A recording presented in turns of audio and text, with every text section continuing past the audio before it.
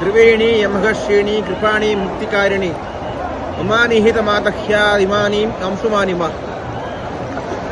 ಪ್ರಯಾಗ ಮಾಧವೋ ಭೂಯ ದಯಾ ವಾರನಿಧಿ ಹೃದಯ ಪ್ರಕೃಷ್ಟ ಯಾಗ ಸದೃಶಿ ಸುಕೃದ್ಯಸ್ಯ ಹಿ ಸಂಸ್ಮೃತಿ. ನಾವೀಗ ಪ್ರಯಾಗ ತ್ರಿವೇಣಿ ಸಂಗಮ ಕ್ಷೇತ್ರದಲ್ಲಿದ್ದೇವೆ. ಬ್ರಹ್ಮದೇವರು ಪ್ರಕೃಷ್ಟವಾದ ಯಾಗವನ್ನು ಮಾಡಿರುವಂತಹ ಜಾಗ ಆಗಿರುವುದರಿಂದ ಇದಕ್ಕೆ ಪ್ರಯಾಗ ಕ್ಷೇತ್ರ ಅಂತ ಹೆಸರು. ಇದಕ್ಕೆ ಸಾಕ್ಷಾತ್ ಮಾಧವನೇ ಬಂದು ನೆಲೆಸಿರುವಂತಹ ಕ್ಷೇತ್ರ, ಪದ್ಮಗುರುಗಳು ಬಂದಂತಹ ಕ್ಷೇತ್ರ.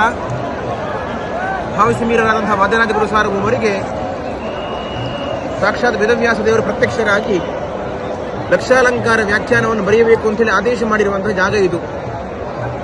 ಈ ಒಂದು ತ್ರಿವೇಣಿ ಸಂಗಮದಲ್ಲಿ ಸ್ನಾನವನ್ನು ಮಾಡಿದರೆ ಪಾಪಗಳ ಸಮೂಹವನ್ನು ಕತ್ತರಿಸ್ತಾಳೆ ಅನ್ನುವಂತಹ ಒಂದು ದೊಡ್ಡ ಐತಿಹ್ಯ ಇಲ್ಲಿದೆ.